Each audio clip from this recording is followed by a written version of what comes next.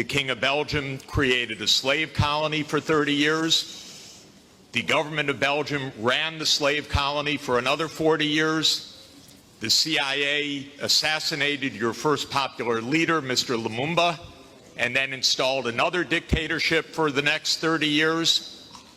And then Glencore and others now suck out your cobalt without giving you tax income. We don't reflect on that. We say, what's wrong with you? Why don't you govern properly? And so we have a system, but we need a different system.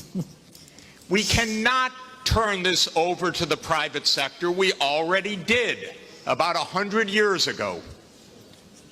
Not only to the private sector with the U.S. military behind it, with the defense of these property rights in the Minister of Honduras's country, where United Fruit ran the country for a long time. And their attorney was the foreign minister of the United States, Secretary Dulles, and his brother was the head of the CIA and overthrew the next door neighbor, Mr. Arbenz, to make sure that United Fruit could have its property. So we have a system, but we need a different system. And the different system has to be based on principles of human dignity in the Universal Declaration, principles of sovereignty, principles of economic rights, because these are not nice things to do. In 1948, all the government said that food is a right, social protection is a right, not a nice thing, not a pleasant thing, a right. That was 73 years ago. The SDGs are nothing more than our generation's attempt to honor the Universal Declaration of Human Rights. I come from a country that not only doesn't care about the world's poor, it doesn't even care about its own poor. 1 in 7 Americans is hungry right now, and they don't care. I mean, the poor people care, but one political party, all it cares about is cutting taxes for the rich and filibustering any solution. So we're in a world that's really tough. The private sector is not going to solve this problem. I'm sorry to say to all of the private sector leaders, behave, pay your taxes, follow the rules. That's what you should do.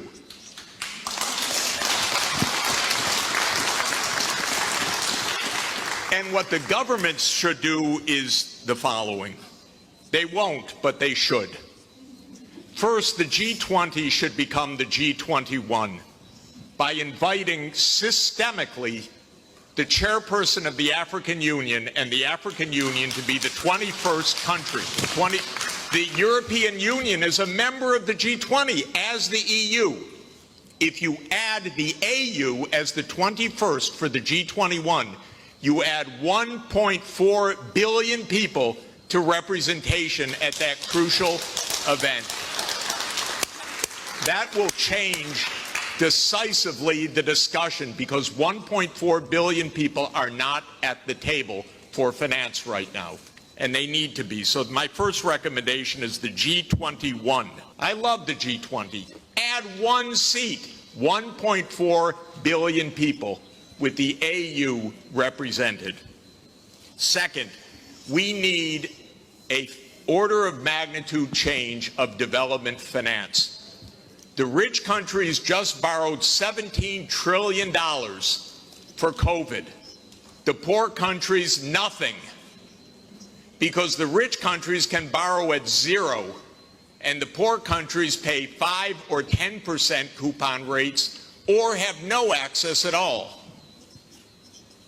So the world exposed its grotesque inequality this past year and a half. Rich countries didn't say, we tighten our belts, why don't you? My country spent $7 trillion of emergency funding, not one penny for anybody else, by the way. $7 trillion, it didn't even cross the imagination of the U.S. Congress to include a few crumbs for the rest of the world.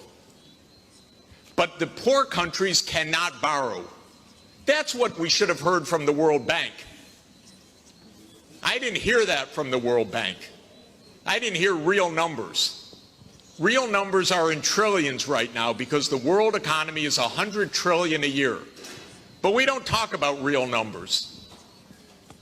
But my job, all I know in this world is long division. Divide by 100 trillion and then see whether you're talking about something real or not.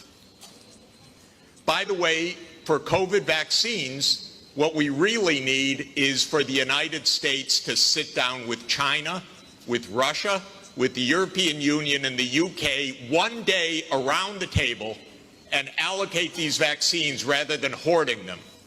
That's all it would take. The final thing is we need the UN as the core and central institution of this world, period.